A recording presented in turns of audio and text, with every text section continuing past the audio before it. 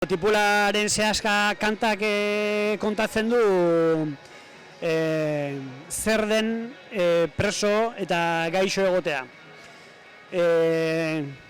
Boutade bat ematen du edo evidentzia handi bat ematen du esatea kartzelan egotea zorigaitza dela, baina zorigaitza modu indeskriptiblean handitzen da eta pozointzen da eta lizuntzen da baldin eta kartzela manimazode gaixo, ez da.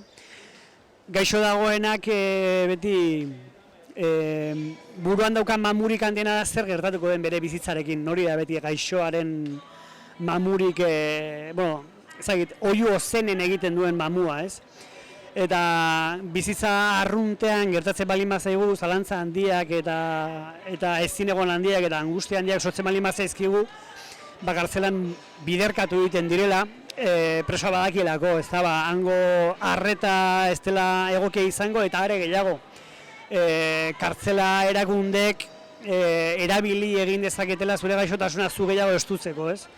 Eta, ez da egit, ezintasun handi horretatik abiatzen da Tipularen sehaska kanta, euskal preso gaixoen historia, labur, xamar bat kontatzeko, eta hori guztia azaltzen da nolabait ere tamizatua edo galbaetua Miguel Hernández, Espainiar poeta handiaren galbaetik, zebera 36ko gerran atxilotu zuten eta kartzelan hiltzen gaixo.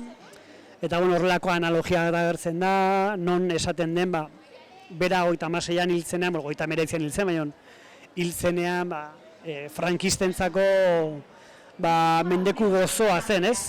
Pentsatzen zutelako, etxaila da eta beraz ondo hilda dago, ez da? Eta gaur egun ez ote den pixka berdina gertatzen, ez? Ez ote den pixka pentsatzen, gaizkaria pasatzen eta behar hilko da, baina berak ere gauza larriak egin dituenez, hilda dila, ez?